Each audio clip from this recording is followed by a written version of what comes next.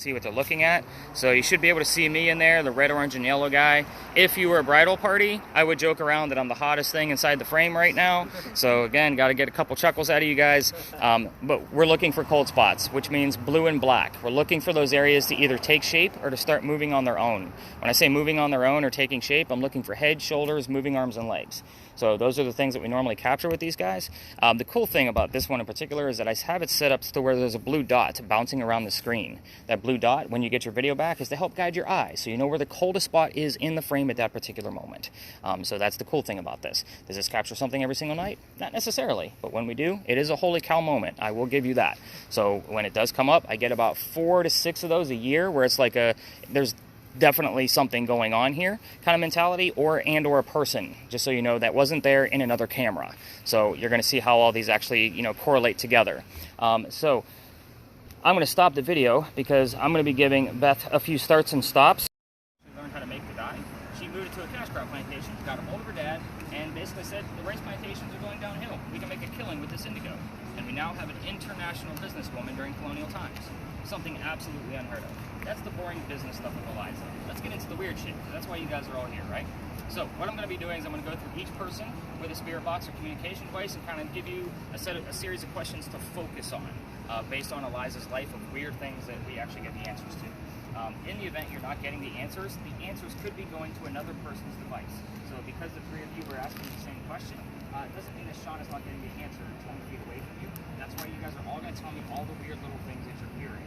And I'll be kind of cherry picking at it of the weird things. Like if you hear the name Madeline, like what we have on the word list, like that's a weird thing to keep on the radio. So you guys are going to get my point as we move around this. So Shawna, we're going to start with you.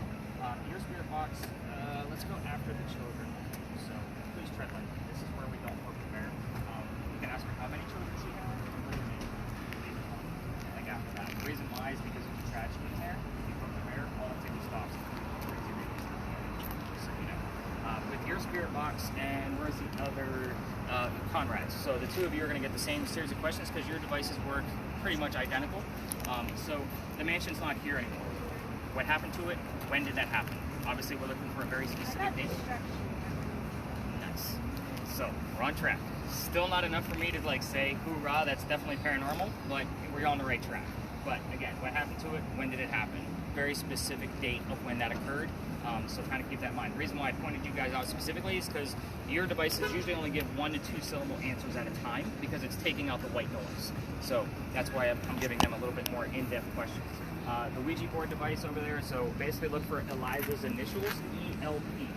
So I'll explain what the L is later, and here's why. So I'm going to go straight to Tegan so you kind of understand the ELP part of it.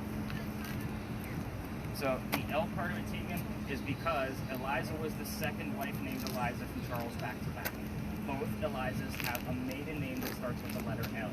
So even though he might just get the ELP, it could be the first wife. Hopefully we get a verification from you of which wife it actually was, if that makes sense. Seth, Eliza's death. How old she was, where she died from, where she's buried, what president was a pallbearer at her funeral. So very specific, detailed questions. So you already kind of have the gist of yours. Have you had any other numbers above 52? At this point, the baseline now is 25, because 25 is kind of like my barometer of things. So I'll break down the 10 and the 52, but let me know if you get anything above 25 at this point. So did I miss anybody with the spirit boxes? Those of you with cameras, let's get them things fired up. I do have to keep Joe behind. Am I getting you guys right? Yep. Jimmy, Joe? Perfect. Look at me go.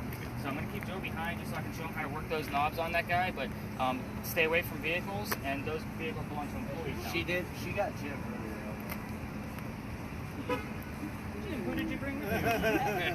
I asked that myself. Interesting. So what's going to happen is that you guys spread out, and I'm done with Joe. I just got Hi Fred. That's my last name. What was it again? Hi Fred. Hi Fred? Friend. Friend. And that's my last name. SETH Friend. Do you have a Jim friend in your... I do. My uncle, my great uncle, is he passed? Jim Friend. No, he's alive. Okay. Yeah. I need to know if he's alive or gone. No, he's alive. Yeah, because then we had his name if he's passed, if that makes sense. Sorry, I don't mean to be so crude and rash with it, but I have to know. So I'm not going to call that other than the name friend showing up. Hi like Fred. they're at. So I'm going to... So I don't normally... By the way, I don't care if it's male or female, the voices you're hearing, because I heard somebody else comment about that. It's about the message. Okay. So I don't write down friend male voice, I just write down friend. So obviously that's relevant to you. specifically. All right, let's spread out. You're gonna stick with me. Yep. I'll bounce around with all of you. Let's get this video camera started. You've already hit the record button. All right, so let me show you how to use that thing. I gotta write down your number. Yes, you can definitely unmute it. Just tap that button. Stop again. Yeah, so I'll bring us together, and if it's too much, do you see something? No.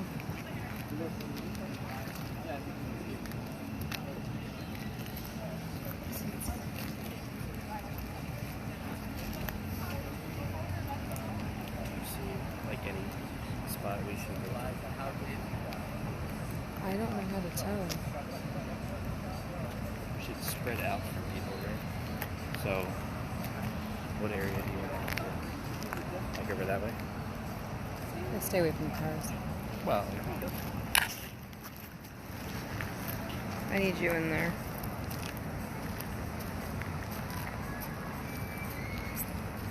That way.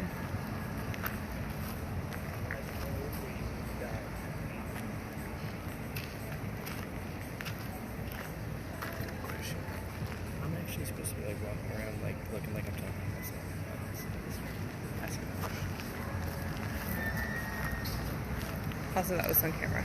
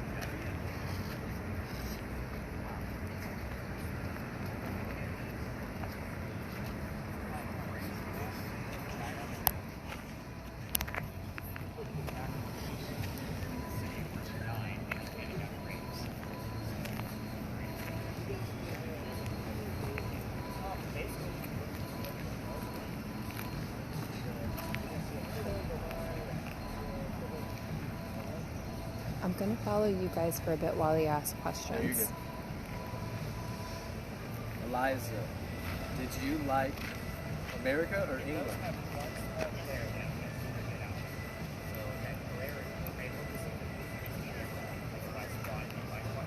Eliza, how old were you when you died? It says 6.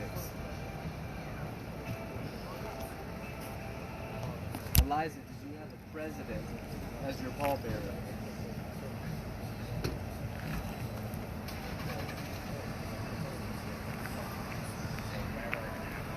Eliza, where is the hill that you died on?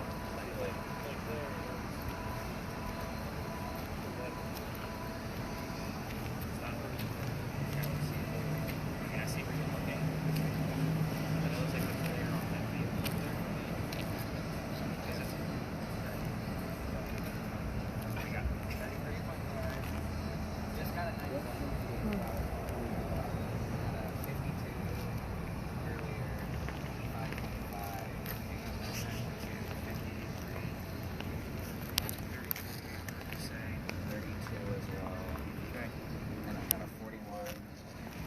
Let's make a new base 5. Let's make a new base 50. Because that's me. It seems like we're really active in your fight. Make that 91 is definitely something to keep an eye on. Let me know if you hit over triple digits. That's. Alright, Joe, you got anything coming out of there? Jim, I'm sorry. No, I'm not picking up as much. Okay, and again, with yours, you're not going. You're going to hear only about 14 terms all night long. But it will be the most accurate. So everybody else is hearing all these little things around, and they're going to give me a lot of gobbled completely good. Yours is going to be like, oh, you're going to hear the name Eliza, and it's not going to be a radio station. So that's the kind of mentality that comes with this particular model. So that's the fun part of it. I felt like the only thing I thought I might have heard was true.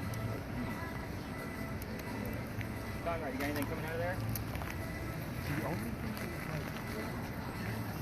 was Mama.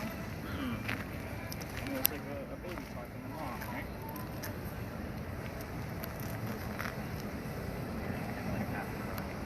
Just asking what happened To the children?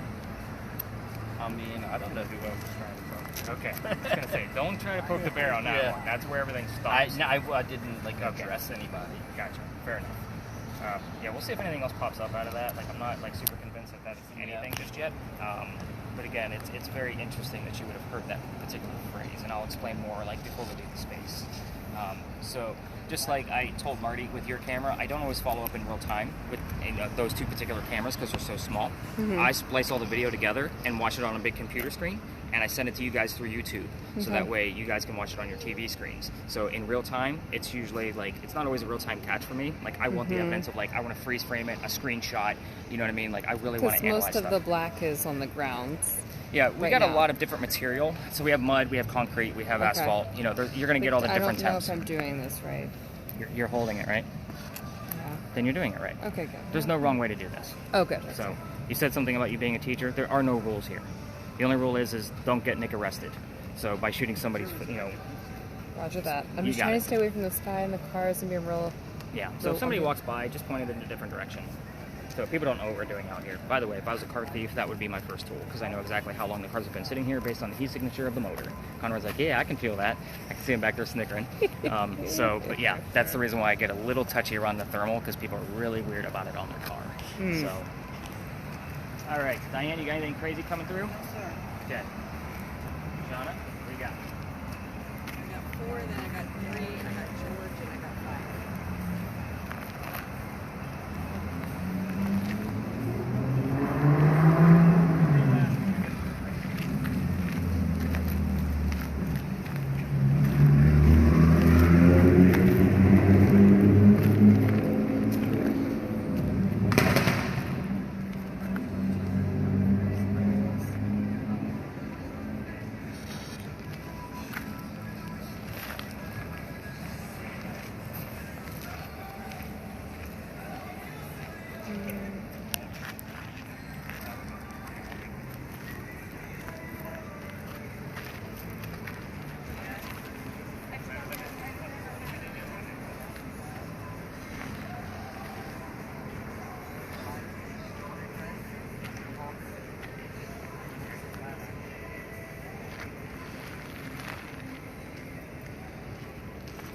After I follow up with Tegan, I'm going to pull everybody to the back. We've got quite a few answers for them.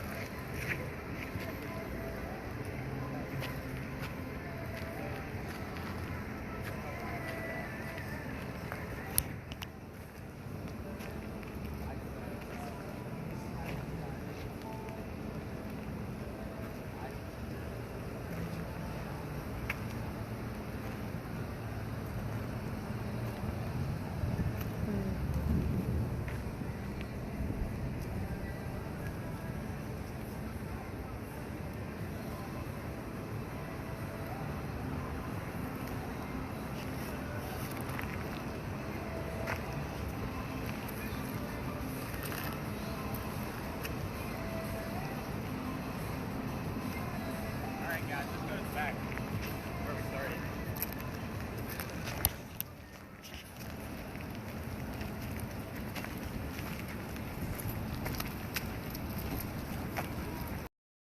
Oh, my dad said we miss Nick. Raw.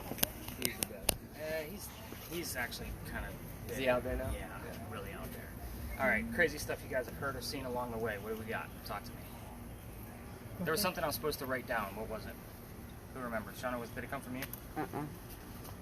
Something came through. You're gonna mark No, the time. It was the orb. Constitutional. Constant. Well, that's... I don't have to write down. I was telling him I'm the campus pastor of Charleston Southern University, and I said that, and preacher popped up on there. Which is pretty cool. I knew you wanted to note down that he saw the orb the same time she was over in the corner. That was. I'm hoping that that's going to be Think that something was I can prove. what you wanted to write? I don't remember. So, but that's something I'll definitely remember. Like, that's what you guys are getting at. All right, so in this particular one, Joe, I'm looking for the initials RI in that specific order. No IR. That's not going to work for me. Okay. All right, so you guys just seen a ghost tour leave, so you guys know how big they can actually get. In the event that one comes out of that ivy wall, because some of them cut through that parking lot to get in here, and they have to come up this way, we're just going to split the C's, and I will stop talking.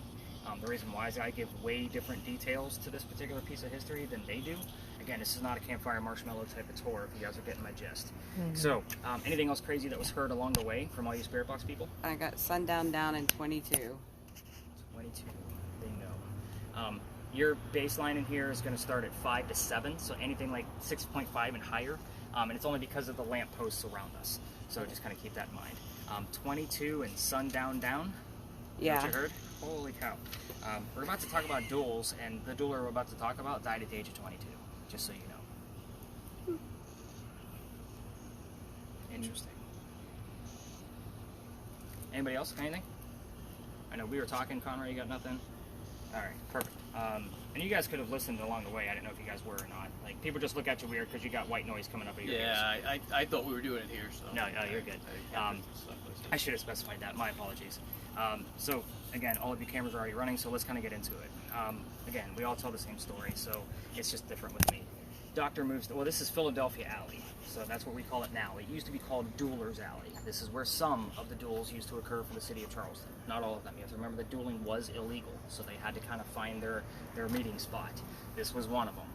We all tell the story of the same duel, because we can actually prove that it occurred. Here's how it goes. A doctor moves down here from Rhode Island. His name is Dr. Joseph Brown Ladd. What was the chuckle for? Oh. Maybe you're going to stir shit up more than you thought. So, and that's actually part of the RI, so it'll make more sense here in just a moment. But anyway, he moves down here because he's supposed to get married to his fiancée, Amanda. Amanda just inherited a bunch of money from her dead parents, and she has an attorney helping her out with all of the cash. The attorney thinks that Dr. Ladd is just after Amanda's money, so he tells Amanda, get rid of this doctor. He's just after your cash. Dr. Ladd comes to Charleston to prove that he's not after Amanda's money. By the way, for those of you with spirit boxes that are listening, if you hear the song Brown Eyed Girl, it's not coincidence. We get it here all the time. It's part of the doctor's name, Dr. Joseph Brown Ladd, just so you know. Anyway, as Dr. Ladd's coming into town, the coachman that was bringing him in set him up to be robbed and killed. It wasn't a good start to his stay here, but somebody was walking by and seeing what was about to happen, so he stopped the whole thing, and his name was Ralph Isaacs, by the way. There's your another RI. That's the reason why we actually have that device, because we were getting the letters RI on other spirit boxes being spoken through by a DJ. It was the weirdest thing. But we need a secondary clue because it's two different characters. I need to know which one it belongs to. So anyway, Ralph Isaacs tells the doctor, don't stay here. I know this guy. He's going to try to kill you. Come with me. I got some friends at 59 Church Street. You can stay there, rent a room, and you'll be safe and good to go. Dr. Ladd took him up on the offer, and they became friends. The longer the doctor stays in Charleston, the more money he's making with his new medicine practice. So he's proving his point that he's not after Amanda's money, and Amanda gets wind of this. She's moving down so they can get married. Dr. Ladd now knows he's going to be finally proving his point. He becomes known as the Whistling Doctor. I'm going to stop there. Every haunted city you're ever going to visit in the future will have a cliched whistling ghost. We all have one. I'm just going to put it out there right now. There is proof, and I'm not just saying that because you're in front of me. I'm going to talk about it in just a second. Dr. Ladd and Ralph go see plays together. They can't sit next to each other because the doctor makes more money. He gets better seats. That's the hierarchy of Charleston. They talk about the plays on the way home. They go see Richard III one night from Shakespeare, and they're arguing over the new actress that was in town. Dr. Ladd thought she was great. Ralph didn't. The argument turns into Ralph insulting the doctor's fiancée, Amanda, back home in Rhode Island. It gets very ugly. They go their separate ways. Ralph has friends here. He goes to the newspaper, puts an ad in the paper telling the whole city of Charleston what he thinks of the doctor. Kind of a, you're a disgrace to society, you jerk, kind of mentality. Doctor saw the ad, rebutted with, let's go to Dueler's Alley. We're going to settle this, and somebody's going to die. So, they come down, they took their 10 paces, they turned, the doctor pointed his gun in the air, and he shot. He didn't want to kill his friend, which is often what happened at a duel. He just wanted to have the courage and bravery. You guys get it, right? So Ralph, he has his one bullet. He puts it in the kneecap on the doctor. Doctor didn't die, but Ralph proved his point that he's still pissed off and he's not willing to forgive. Dr. Ladd dropped to the ground, his friends picked him up, carried him home to 59 Church Street, where he dies 10 days later after refusing medical treatment. I want you to remember, this guy's a doctor. Gunshot wounds were not the same in 1786 as they are now. He was probably just trying to bleed out the lead poisoning himself, and well, he died from that gunshot wound on November 2nd, 1786. Every tour that comes down here will tell you to listen for the whistles. You don't have to do that with me. Why? We're recording everything. We got my audio voice recorder, and we have 3 cameras running right now. So if you're going to come down here on your own and go all the way through the alley, which I can't take you because I've actually been kicked out of here. I'm going to get to that in just a moment. If you go down with your voice recorders, just keep in mind every local knows this story.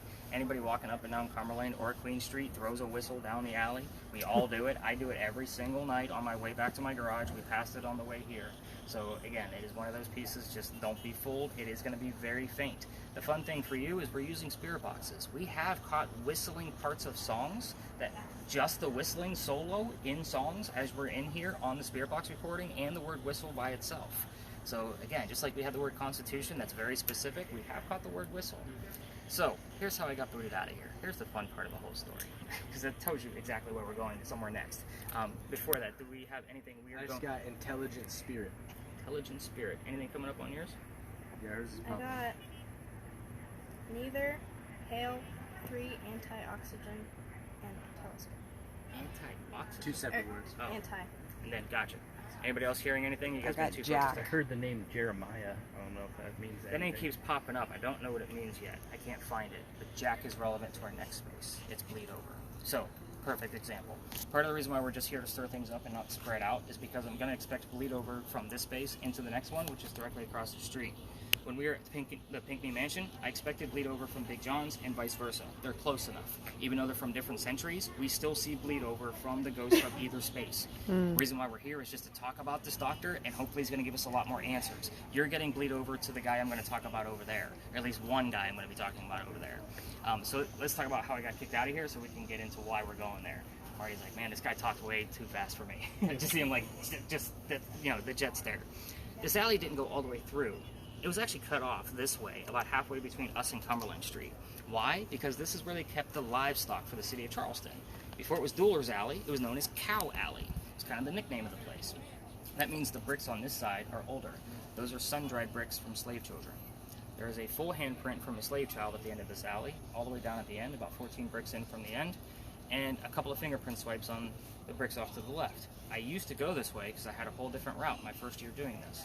So I used to take my team all the way down there, but keep in mind, I treat that brick the exact same way I do a grave. That kid that's the last place you're going to find him. He's not at that brick staring at it in the afterlife. November 26th of 2020, my entire team of 10 is huddled around that brick waiting for something to happen. I'm trying to shoo them along because I know nothing's going to happen, and it's outside the kitchen window of the beautiful mansion at the end of the alley. Yeah, I'm trying to be respectful, and I didn't know I was out of bounds. Yeah, the new owner of the mansion came out screaming. My daughter was on the tour that night, and she thought it was great because Dad's getting yelled at, and we moved on. So the next day was Thanksgiving. I don't work Thanksgiving because I worked in retail management for over 20 years, mainly for Walmart. Y'all can feel my pain right now. I can see it. So I don't do Thanksgiving. November 28th, I talked to my partner that I had at the time, and I basically told him what happened. He's like, dude, you can't go down that far. You can only go down halfway, or you got to reroute the group. I told my group, we're going to reroute. However, I don't believe in the next story because nothing has ever happened to me down at that location, and I've never had anything come up. I just told them we were going to be investigating pirates, and I told them I didn't get into pirates because I'm a vampire guy, so they got the point. Now, I didn't tell them who we were going to be investigating, so somebody heard the name Anne on a spirit box, just the same way you heard the name Jack. We're going to be discussing Anne Bonny at the next location, the famous female pirate. So again, most people think pirates, they go straight to Blackbeard or something along those lines. Yeah, we're going to let this couple pass. These come through. But I was kind of excited, but at the same time not. Remember, I'm the vampire guy, so not a pirate. I got right for that. So we get down there. I told what little bit I was able to. November 28th of 2020. Here's the thing about the space. It's a hit or miss. Anne Bonny is said to be seen all over town. I'll explain exactly why we're there at the very top of our history portion of this, but we will be able to spread out, but we will stay the hell out of the way of all the other tours that are going to be around us. So again, we're getting into the more popular part of the ghost tour type places, but we will get relevant answers to the Dr. Ladd story while we're over there. So we probably have things going on. We just don't know because you're focused on me. before we leave, the gate behind me, another reason why we stop here. Another little piece of history of Charleston for you. This was, remember that the alley didn't go all the way through that way? If there was a loser to the duel, this was the shortcut to get over to the cemetery behind the wall over here. So instead of dragging the body all the way down to Queen Street and back down and around, it just stalled going to celebrate with the winner. So this was a shortcut. The wrought iron just wasn't there, but the original archway is. So I always like to point that out because not many people know why this archway is actually here. It's a very interesting little nugget of history, and I call it the Death Gate. So just makes it fun for me. So for those of you with cameras, by all means, if you want to continue recording, you're going to be discreet while we pass by that group and as we're walking up to it. But again, we're going to have Blair Witch Project along the way. But we're going to go up near the Powder Magazine, and we're going to go right past the St. Philip's Church. It will be in view for all of you picture takers. I know you guys most of you are on vacation, so I'm not offended when you guys whip out your own cameras. And again, hopefully that full moon will land somewhere in that picture. You're at 99% tonight because last night was the full moon. I do keep track of your moon phases. That is in your analysis notes tomorrow morning. Let's go learn about pirates. Arr, let's do this.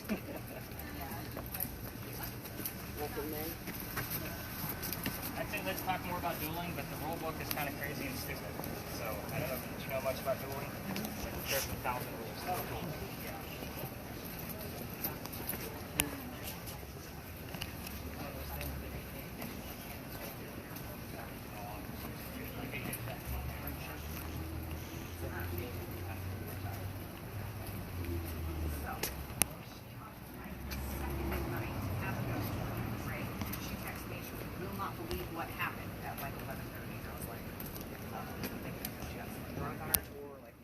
She got them drunk, but you know, something's happened, right?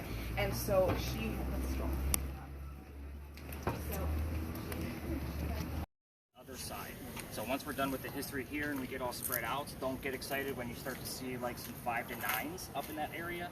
It's back on this back half, so basically past that second tree this way. So anybody hear anything, see anything crazy that I need to know before we get into this one? All right, perfect. Conrad said, just kidding. You're like the quietest man I think I've ever met in my life. So we're going to be discussing that little tiny building over there. Those are not crosses, by the way. Those are earthquake bolts. We talked about the earthquake of 1886 at the top of this. Earthquake bolts are basically turnbuckles. So in a nutshell, if we have another earthquake, which we haven't, by the way, of that magnitude, it was a 7.3 based on the amount of damage, but you could turn the turnbuckles after the earthquake and it'll stop the building from incurring any further damage by tightening it up. It's a great idea, it just doesn't work. So we just have them all over town. It's just part of the Charleston charm. I bring these ones up specifically, it's because it is actually part of the reason why we're here. That's the first set of earthquake bolts that Charleston ever put in. Why? That's the oldest government building in South Carolina. It was finished in 1713. We're here because this is what I call a familiar. So for those of you that watch the TV shows and you see that they use a teddy bear to try to attract a child ghost, it's because it's familiar. This building is something that Anne would recognize because she was coming to America at the same time that this building was being constructed. We don't have many buildings in Charleston this old. That's why we're here. That's why it's a hit or miss, because she might be at one of the other ones. If you're kind of getting what I'm going at, it's going to be kind of a rotation. The fingers crossed is that we're going to get stuff, and with the name Jack coming through, you're going to see how that's relevant right away. So, well, we're all adults here. I can make jokes about the government. That building took 10 years to build. Does that sound like our government? Because it is a government building. So our story begins right in the middle of its construction. So I already told you it was finished in 1713. So let's go back to 1708. A young lady named, you're going to have to follow me on this one. There's a lot of twists. It's pirate lore, and it's a female pirate. She's badass, so it's going to move around a bit. So, a young lady named Anne Cormac comes here from Ireland. She's with her dad and his mistress. The mistress is Anne's mother. Are you guys with me so far? Okay, lots of head nods, good. 3 of them are running away from her father's angry wife. How pissed was she that they got to leave the country in 1708 with no airplanes? Just saying, if you brought your lady with you, be kind to them. So, again, I just make that point. You got to see me in Women's History Month. I'm a big hit. With Eliza and Anne Bonny, yeah, I'm a big hit. Anyway, so they land in Georgetown. Dad bought a plantation, but Mom died really quickly. That means he's got to send young Anne down here to sell anything from the plantation to kind of keep things afloat, hence the familiar building. Let's go back to Ireland for 1 second. Anne, when she was 7, 8, 9 years old, the rumor is that she killed one of her servants with a knife to the belly. So again, we're talking pirate lore, by the way. So again, 7, 8, 9 years old. It's a roundabout because it's pirate lore. Everything we're about to discuss about Anne came from a minimum of 2 resources. I've read more damn books on pirates than I ever wanted to in my entire life trying to piece this together. So, fast forward. Building's done in 13. By 1715, pirates are coming through Charlestown. Anne is stoked. Why? Because she's going to fall in love. It's a man's world, and she wants her freedom. So, first guy she falls in love with. I said first because there's a handful. We're going to go over all of them. So, first guy is James Bonny. You already see where this one's going, right? Because we mentioned her pirate name. Dad didn't approve. He's a filthy pirate. They ran away to Jamaica. They got married. Anne Cormac is now Anne Bonny. Now, when they got down to Jamaica and they got married, she realizes that James Bonny is not Captain Jack Sparrow like what she was hoping for. This guy turns out to be a privateer. He's a spy for the British. He's a coward. This is not who she wants. She falls in love again. This is John Rackham, a.k.a. Calico Jack. So, this is the guy that they based your Johnny Depp character off of, just so you guys know who this person is. They usually see the ear perks, like, oh, okay, now I got it. Johnny Depp, cool. So, this is the guy, and she's going to stick with him. He's got his own ship and his own crew. Anne wants to be part of that crew. You can't put a girl on a pirate ship. Who knows why? Keep it family friendly, by the way. Anybody know why? It's bad luck. So, I get a lot of dirty answers to that, just so you guys know. But anyway, he makes a deal with her. If you dress like a guy and look like the crew, you can be part of it, but you're going to be a female in my quarters. She's okay with this. Why? Dad used to cross-dress her as a boy back home in Ireland to hide her from his wife. So she gets it. Let's do this. We're a pirate. Put 2 and 2 together. We're all adults here. She's a female in his quarters. She's eventually going to get pregnant. You can't have a pregnant pirate dude on the crew. Somebody's going to figure out that she's a female, and then they're going to vote Jack off the ship as captain. He drops her off in Cuba before she starts to show her pregnancy. Have the baby here. Come back later. We'll figure it out. She goes and has the baby, but returns with no baby. We have no idea what happened to that child, by the way, and none of my research has ever been able to find it. So, the irony part of the story is that she comes back dressed as a female. This makes Jack angry, because now everybody's going to know he let a girl on the ship, and they're going to recognize her. While she was away giving birth, he captured another pirate crew. They're down below deck. She's going to go flirting, because that's who Anne is, and make Jack even more mad. We're on guy number 3, in case you lost track. Guy number 3 turns out to be a female, dressed like a guy to be part of the pirate crew that Calico Jack captured. So now we have 2 females on the same ship trying to be pirates. Her name is Mary Reed. She went by Mark Reed to become a pirate. So, her and Mary become friends, possibly lovers. We're never really going to know for sure, but the British find out where they are. They send a fleet of ships, take down 1 pirate ship. The rumor here is that Anne and Mary were the only 2 pirates not drunk enough to come up and fight with 1-bullet flintlocks. Obviously, they're not going to do very well because they probably don't know how to use the cannons yet. They haven't been pirates for very long. They get arrested, obviously, because they're not going to take on a whole fleet of ships. And as they're being arrested, she looks at her captain in bow, Calico Jack, and she says, "Jack, I'm sorry to see you here, but if you would have fought like a man, you wouldn't have to be hanged like a dog." The word dog shows up here a lot on your spirit boxes, by the way. So the judge wants to see the 2 quote-unquote men that fought back so valiantly on their own. He's already trying to hung Calico Jack, and the drunk pirates that wouldn't fight. They're gone. Anne and Mary go in front and reveal their gender, hoping to save themselves. The judge doesn't give a shit that they're female. He's still going to hang them because they're still pirates. So, we plead our bellies was the last thing they screamed out because you cannot hang a pregnant woman in 1720. It's illegal. He sends them both back to jail for ways to hanging. Dad is still up here in South Carolina. He bails out Anne, brings her home. She remarries. That's husband number 2, but guy number 4, because we're going to count Mary. We don't know his name either, by the way. She has 4 kids, dies at the age of 84. Another ripe old age for the 1700s, just so you know. Mary Reed dies a couple of months later, to be quite honest. And I usually say a year later, but I'm really looking at the dates. It's about 5 months from in that Jamaican jail, from whatever they die from in a Jamaican jail. Most books will tell you that it was something very simple, like fever. I'm going to say bullshit. It was probably romantic and scurvious. So let's just go with scurvy, right? We're talking pirates. So I only left out 2 things out of all the things we just discussed. We have a lot of clues here, but the 2 major things that I normally get answers to are the names of Anne Bonny's parents. So that's the father and the mistress. So I left those out on purpose so you had something to work with. I also left out the name of Calico Jack's ship. So that's another very specific question. You can always ask about like what city she lived in Ireland. We've gotten that answer. What color her hair is. That's a simple answer. The answer is red. So again, you can ask whatever you want to here. This is not a prominent English woman. Know your ghost. So poke the bear a little bit. Let's get her talking. Again, this is a hit or miss location. I'm going to know within doing 1 round robin with all of you guys if we have something going on. I'm hoping with the Jack that we had from there that we actually are going to get a lot more. Has anybody heard or seen anything since we've been standing here? Got homicide. Very vague. I got George. George again? Yeah. You and George. I heard I loved her. You loved her? Or I loved her. I loved her. You're gonna get a lot of love questions, common songs that you'll hear here. Girls just want to have fun, and Material Girl. They both show up here a lot. And yes, it's her playing tricks with us. Like, she likes to have fun, obviously. So again, it's okay to poke the bear, but you can, use some curse words. She's not a prominent English woman. You're getting my point. Again, this is a fun space if we get the right answers. So you got the gist of yours, Nico, so I don't have to go over things. Have I screwed up anybody's name too harshly just yet? I think I got you all down, by the way. All right, perfect. All right, Scram, let's have some fun. Get to work. We're going to stay I'm within gonna follow the you. You ask some questions. Do you want to switch? Can we ask the questions? Excited about. I can still ask the questions. Oh, and then I hear you think. You hit a 3. Like, we could ask her what it was like being a lover with a woman.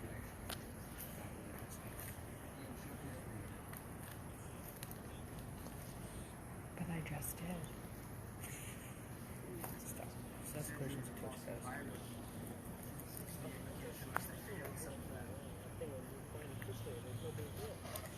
Like, what was the name of Calico Jack's ship? No way. Oh, yeah. What was the name of your Bo Calico Jack ship?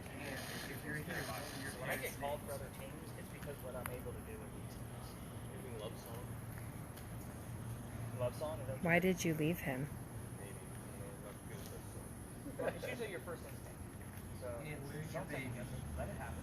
Don't look for the color or anything like that. So again, everybody's asking questions. Like this. You just heard I love her. I'm talking about 4 different lovers. I don't know who's saying what to who. So again, we got a mixture of all kinds of homosexuality. I don't know if we're still what, but we do get a lot of love songs. We've even had, those guilty pleasures, commercial come up here. So it's like, not that she would know what that is, it's just funny to all of us because we're talking about an erotic woman and guilty pleasures come up. We all know what guilty pleasures is, we're all adults. So, Diane's like, I'm not talking about guilty pleasures over here. So with yours, this is, we've had some things. Something on the top of the artillery house there. Did you want to switch? Oh yeah. You should ask permission first. You're getting something. We can do that right-handed. Yeah, it's been a little tricky, I'm not gonna lie. Well, it's part of Charleston. But it did come off as Charles, didn't it? I'm going to write that one down and explain why it said Charles, because we've been getting a lot of that here lately. Yeah, guess what? I was struggling with the hand in there. I kept like walking my left hand drifting in the... Again, that's why I say just keep it within your party. So have fun with it. I actually encourage you guys to swap things up with it. Okay. So, so is this what you guys thought you signed up for? Like, you seemed pretty excited when you first met up with all of us. Yeah, I'm just trying to figure out the right questions to ask. I'm excited to work this. So it has to be paused and clear. It's just like I told you, just let it happen. It's whatever you hear. So when I'm listening to these in the morning, I'm not really focused on oh, we were here, then here, then here. Yeah. I write down everything and then I look at it as a whole. Got it. Because again, every night's different. I don't time this. I don't say, oh, it's been 20 minutes, we gotta go. You know what I mean? It's just kind of we had a lot going on at the Pinckney Mansion. Even though I cut it kind of short, you guys had a lot of questions at the beginning. So we were there for a brief amount of time, so I kind of have to pay attention where we are. But then I look at it as a whole and go, oh, there's 22. That was relevant to this. You getting my point. I just write down all the weird shit that I hear. And for every 5 minutes of the recording, I listen to 1 full minute. Okay. So whatever I hear in that 1 full minute, if there's nothing, I don't notate it. So I don't want the common things of Charleston or the current year. I don't write any of that. In what country were you from? Locations throughout the globe. Interesting. To me, it's not enough evidence until there's something, what those locations are. Right. Or what the system is. Got it. But what do you think, by the way? Oh, I'm a special educator, elementary school. Since my 12th year. Right. Yeah, we're young 34. We like to call ourselves. My job keeps me young. Kind of. Well, I finally got into my field of where I belong. And you want to talk to us this week? All my degrees. Yeah. I'm having a lot. That's awesome. What date? This is Yeah. What was the year? Oh, cool. I'm that busy where I need my own space to keep writing. Yeah. Spaced out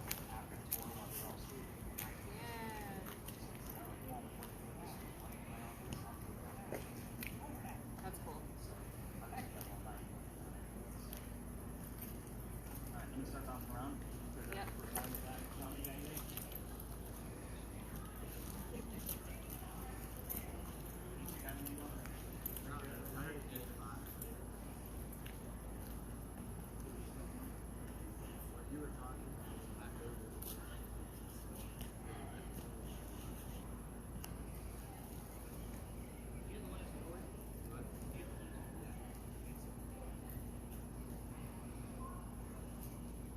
Something like that.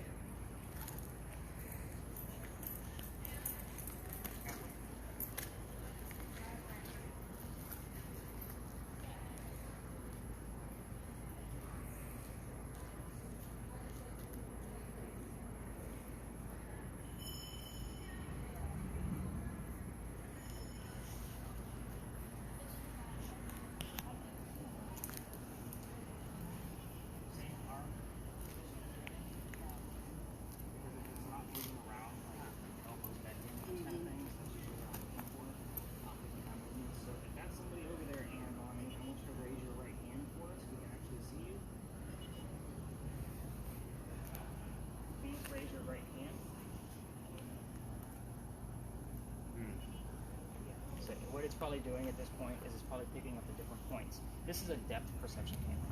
So you have the depth of the brush above here. You have the wall going right here, and I don't know if it's picking up like maybe some. You have a 5.2. Yeah.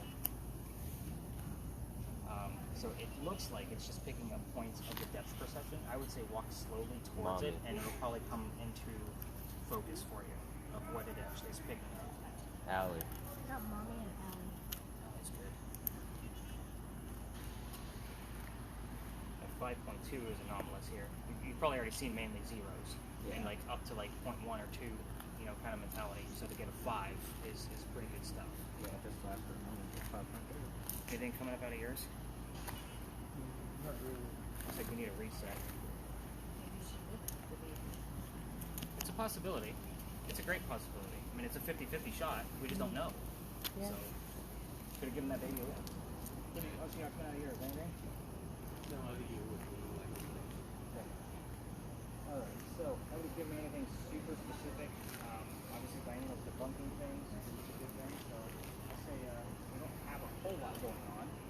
We do have some vague terms. So, let's kind of cover those and see what we got going on. You got anything coming out of yours, by the way, Beth? Nothing Not you that I can get. discern. Yeah. Let's go over to this wall, everybody. Let's kind of.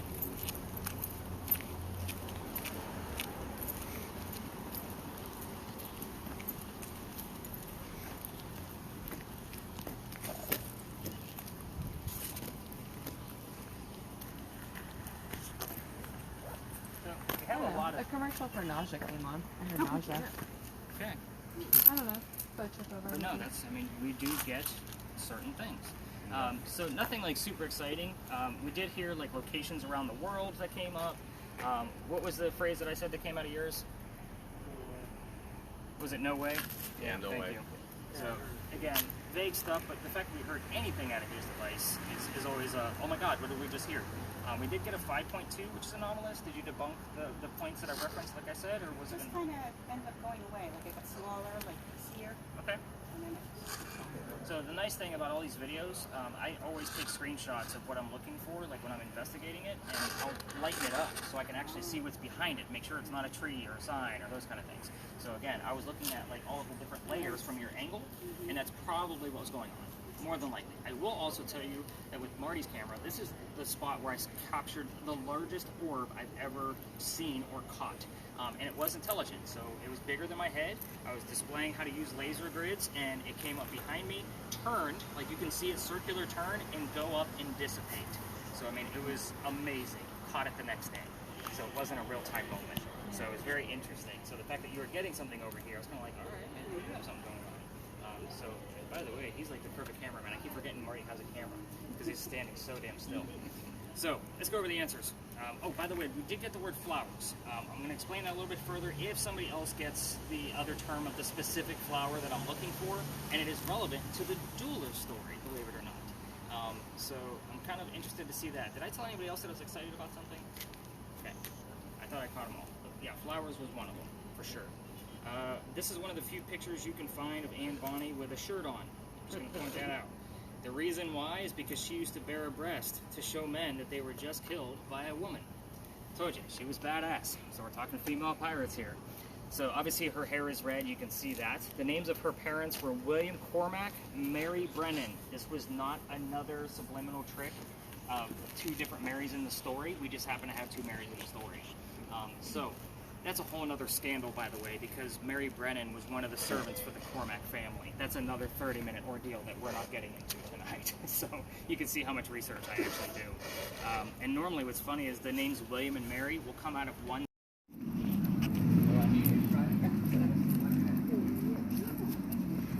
This is where it started.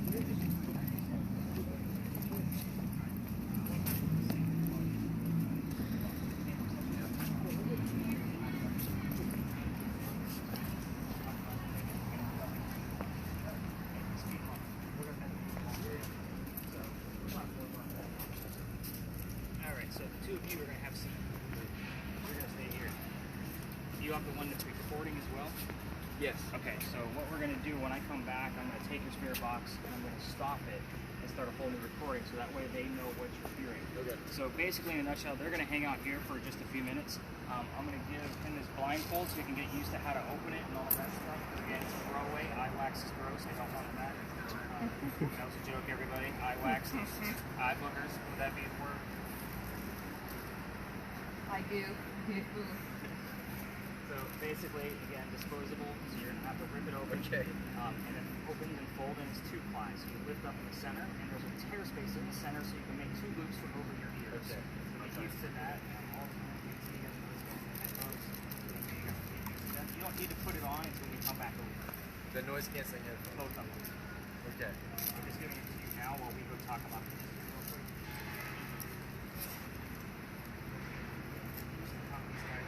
So they go out this way.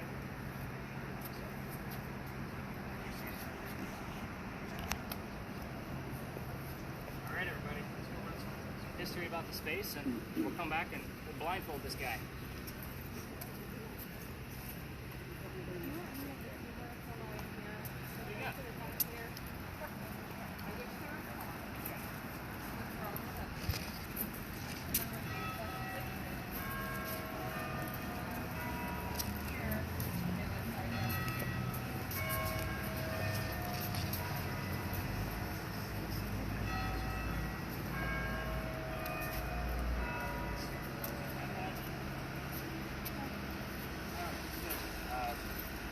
This space, I would tell you, this is brand new, so I've only been coming here since November. I don't know everything. This is not going to be a 10-minute story like what we've been doing everywhere else. It's going to be brief so we can get to work on blindfold again. First time I ever came in here, oh, by the way, this is a very cut-through type ghost tour place, so you got to get the cameras. But anyway, first time I came here was with only two people. We were just testing it out. Look around, there's a million monuments. I didn't know what the hell we were going to find. So, in a nutshell, the person heard that had a spirit box the year 1828 and the name Henry, and I was using the word list, wherever that is, actually Tegan has it, and the name Tim shows up on that. Behind me is a bust of Henry Timrod, born 1828. So I went, well, hot damn, there's my ghost. So, here's his story. It's very quick. He was sick through most of his life. Obviously, being born in 1828, he's old enough and wants to go fight in the Civil War for the Confederates. So he goes out to the battlefield, and his comrades realize he's too sick to fight. They also know he's a writer, so they tell him, go home, go be the voice of the war. So he came home and started writing poetry about about what was going on in the battlefield. So, he becomes known as the Laureate of the Confederacy. For us writers, that's a pretty prestigious title, just so you guys know. He has a son a few years after he comes home. You guys are going to know the name of the son, his birthday, and how old he was. He is not. His son's name is Willie. He was born on Christmas Eve and died 9 months later on October 23rd. So a very tragic death, obviously. With Henry mourning, him and his wife both, a few years go by and his buddy calls him up from college and says, I realize you're not writing and publishing as much as you're supposed to, which means your cash flow is getting low. Why don't you come out to my cottage in Columbia, finish working on the piece you're supposed to, and get back to work. So he leaves his wife, Katie, behind with her parents to mourn, and he goes out to write, and that's where he writes his last words. His last words were, beholder of brief mortality, person of short life, is what that translates to in today's modern English. Then he coughs, and it lands on the page in a blood stain. He had tuberculosis. That blood stain looks like a man writing at his death. We call it the Blood Book. His entire collection is held at the Charleston Library Society, and they only show the Blood Book 1 day a year on Halloween. You have to be a member of the society to be able to see it, but the internet is beautiful. I'll show you what the page looks like, and then we're going to go through some questions and talk to Seth as if he is Henry. So I'll kind of show you how all of this works with me over there. Again, very brief with this so that way we can actually get to work with it. I'll go around the horn because you need to see the blood stain. To me, the whole story together, beholder of brief mortality, person of short life, he coughs, lands on the page, and then he dies on the page. Again, kind of a creepy way to end our ghost hunting night, right? So again, this space is the new space, so we're going to see what we can do out of this. And again, I may ask a few yes/no questions, just so you know. This is a space where I can do that because he's not going to know if I'm asking yes/no questions. I'm going to tell him it's okay to say yes or no if he hears that. He won't know what I'm asking. So, let's go put him to work. Jim's like, this is getting crazy, man.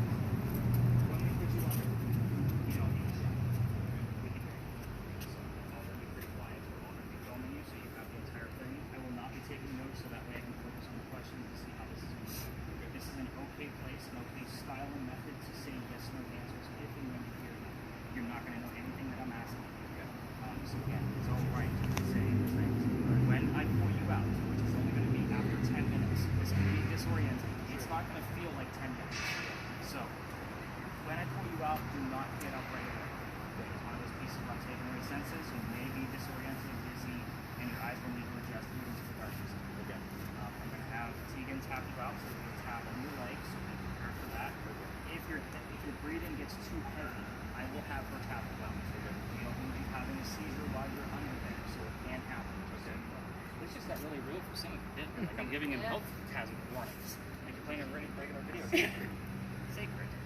So Probably keep the light out of really it. excited to try this with you. Keep the light out of it. Blind, and it was a total dud. Like nothing happened. No. We got one term out of it that was kind of like a dud. Anybody have any major questions? You all get the gist of how this is going to work out? 1 second. Should he keep the lamp out of it? If it's giving him a glare, Is it giving doesn't it? really matter. No? Okay. So again, I'm going to realize that it's the lamp, but I'm still going to have us hug in a little bit tighter because the tours either come in this way or they will come in from behind us. So we don't need to see them in blindfolded person what's going on. For the rest of you with spirit boxes and earbuds, by all means, I want you to continue listening for sure. Sometimes when I'm asking, our ghost questions, the answers go somewhere else, and I've seen that happen. So definitely keep an eye on this guy. I may, after a few minutes, send you out to kind of do a quick walk. We have gotten triple-digit readings in here, so if we're doing well here, I'm going to send you and Dad out to go find something else. Fair enough? All right, so blindfold first. It's not an over the head, by the way. It's not? No, you rip it in the center. Oh, okay, good. I have a big head. I was worried about that. Right. That's why I bought those. And it goes over my ears? Yep. Thank you, Amazon. All right. I have them in bulk. You ought to see my office. It's kind of stupid, guys. I'm just going to put it out there. I got boxes of just bulk stuff you want everywhere. me to go in? If I Yeah. can't hear what he's saying, can you fill me in when we're done? So the This other one's kinda piece, loud. just listen in. So we're going to move the spirit box. We're going to hand it to Tegan, and she's going to control the volume for you so we know you're not doing it. Okay. So the volume is right here, in case you were unfamiliar with that. Put both earbuds in, Yep. and then she's going to hand you the canceling headphones. Okay.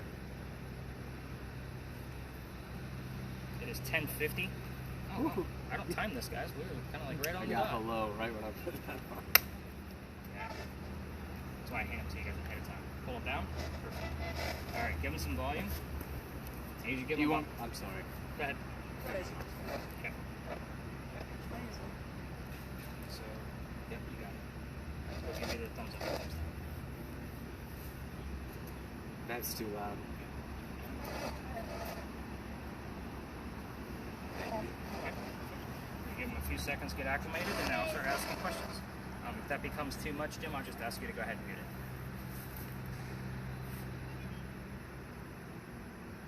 Okay, Henry. I got a whole bunch of folks that want to talk to you. You know how this works? Money. So we have that box with the red light. You can use it to talk to. This is Seth. Money.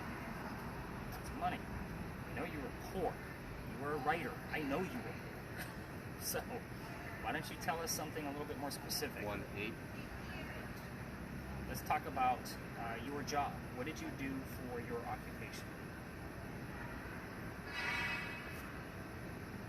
Henry Timrod, what was your occupation?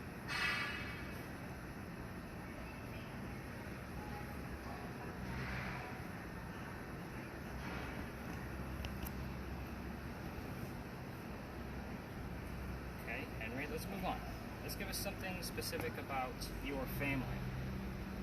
Can you tell us if you had a son or a daughter? Christ Jesus. We are next to St. Michael's Church, by the way. That's pretty common to get religious terms. Before you like moved on to kids, I heard the words. Heard what words? No, like that, like words, like author words. Oh, got it. Okay, so I guess thank you for the very vague response. If you want to be more specific as we're talking, by all means do so. Notice he didn't say a word as me and Beth were talking. So that kind of happens too. Like if I have a conversation outside of this, they don't talk. It happens all the time. So let's get back to Henry. So Henry, I want you to tell me what your son's name was. I know you had a son. Why don't you give me his name specifically, or something about him that would know that it's actually you talking to us.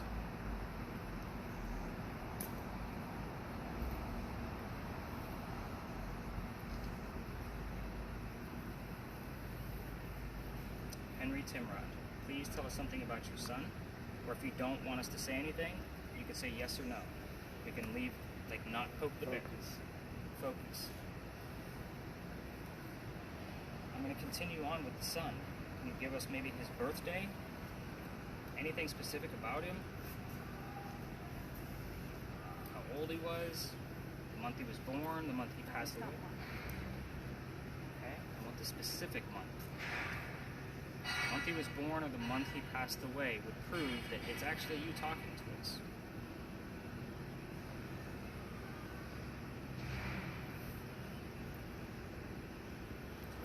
So 2.5, 3 minutes.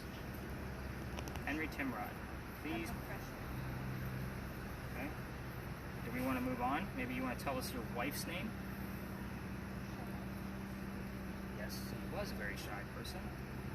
This is why we do it for 10 minutes. The first 3 or 4 is really just getting him acclimated to us. He's a very short person, by the way, with a very distinctive mustache. So it's almost like a Raleigh Fingers kind of curl, if you can think of that. So back to Henry. Henry, why don't you give us a family member's name? Give us anything at this point. We're getting clues on other boxes here. But we want to hear Seth say the words. I keep hearing the doors playing. We need to know the lyrics. We'll have to ask when he comes out. Henry Timrod, let's get some specific answers, please. We know a few facts about your life. What do you want to tell us?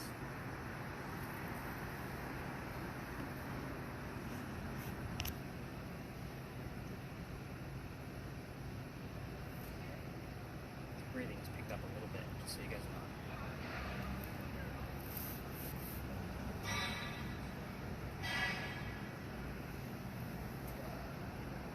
Henry, we got some more people coming in here, and I know you don't always. I know you don't always like to talk when there's a lot of people around. You're a pretty shy person. You kept to yourself.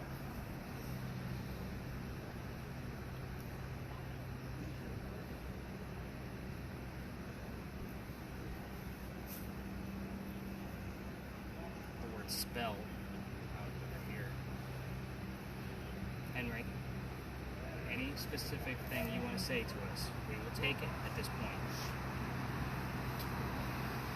Are you shushing me? Are you asking me to be quiet? The doors are playing again. Lyrics I need. Henry, Crazy. what's crazy? The fact that we're trying to talk to you this way? It can look crazy. I understand that. That's why we're huddled around him. I got listen, and I got it's black. What's black?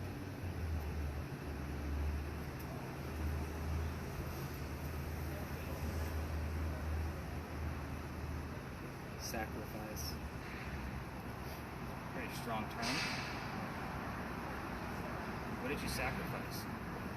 Tell us about that. Tell us about a sacrifice. What does that mean? What was the sacrifice?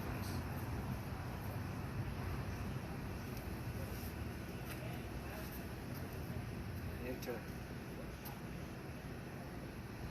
Henry, I told you before, I'm reading your work, not necessarily your biography. You've got to give us some details. I've been reading your poetry instead of what people write about you specifically.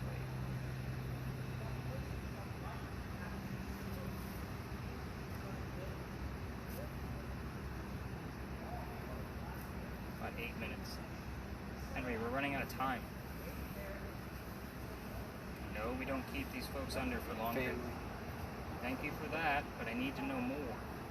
I want something more specific. Weapons.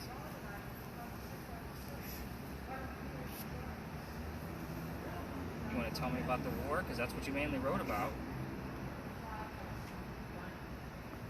What year did you go out to fight in the Civil Because War? you killed. I'm not a killer. You're the one who went to the war. What year did you go out to the war?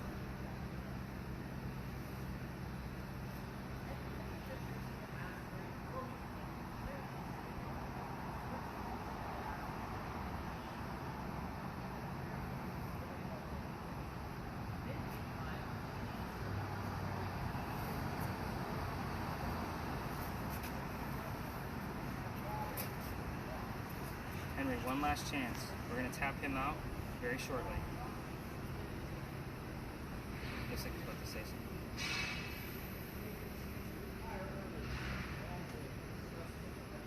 Say that was probably a good sign for us to tap him out. What do you think? Every day. Yeah, I'm here every day because I'm a busy guy. All right. Henry, on the count of 3. 3, 2, 1.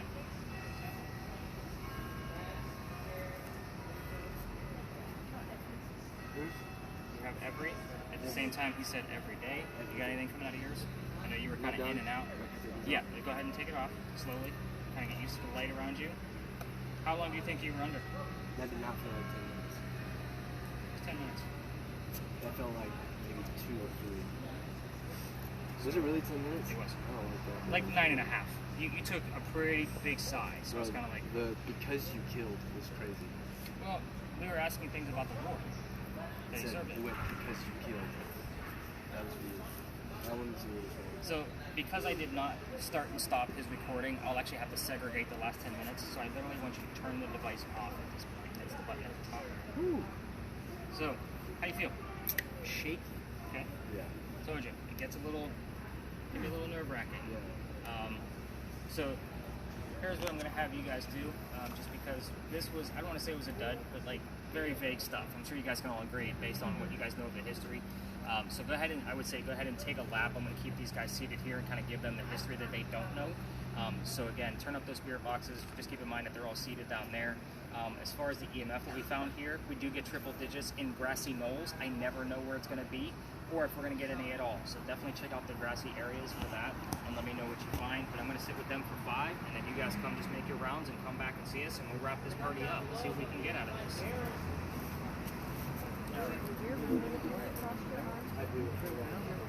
Oh, yeah. Okay. I thought I didn't have that. Yeah. So the basic gist of the story, this was a fight. So these 2 Siths are go fight us. So his friends sent him home and told him to go fight about what was going on. So he basically came home and started writing about what was going on.